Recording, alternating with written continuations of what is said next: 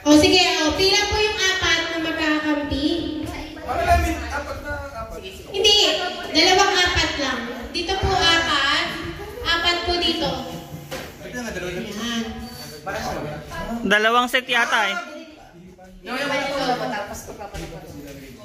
Ay, ito bola. Basta to.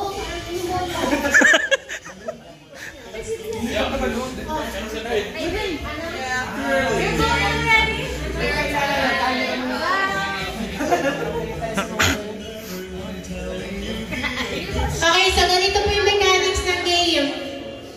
Paunahan lang po malilipat yung apat na cups dun po sa kabilang mesa. Pero ang gamit ay yung lobo. Kailangan nyo lang pong hipan yung lobo para mag-inflate siya at mahawakan niya po yung baso. So after po nyo, tatakbo lang po papunta dito. Sino pong unang apat? Sino pong unang? Oo, nagagawa na po agad ng mga technique. Kung gusto nyo ibalik, okay lang din. Mahina na ba ako din? Hanggang doon lang, para sa lugi sa mga ano. Okay. So, paunahan lang ha. Pila po muna kayo ng ayos. Pila lang po ng ayos. Kung sino po yung unang apat na mananalo, ay mauuna doon, sila po ang panalo. Okay? Oo. Bawal hawakan yung lobo. Bawal din hawakan yung cups. Pag nalaglag, babalik po sa table para ilagay yung cups sa table. Tapos... Bawal hawakan yung lobo? Oo! Mahirap yun. Mahirap? Hindi! Bawal yung hawakan yung lobo kapag dala-dala nyo na yung cups. Pati yung cups, bawal nyo rin hawakan. Pero habang nilolobo nyo, sinihawakan nyo. Okay?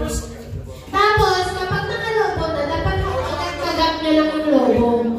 Yes? Oo!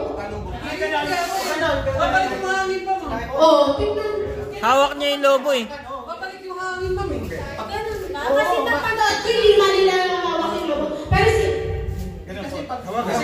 Nakapigil yung hininga nila dapat. Kasi mahirap ito lang.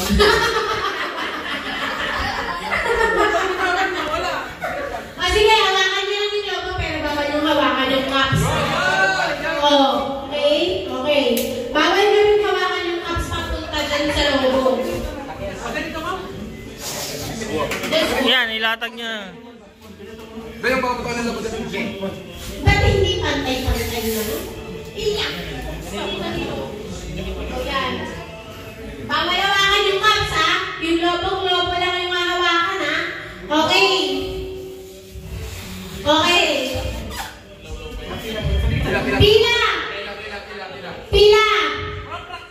Hindi, wala practice.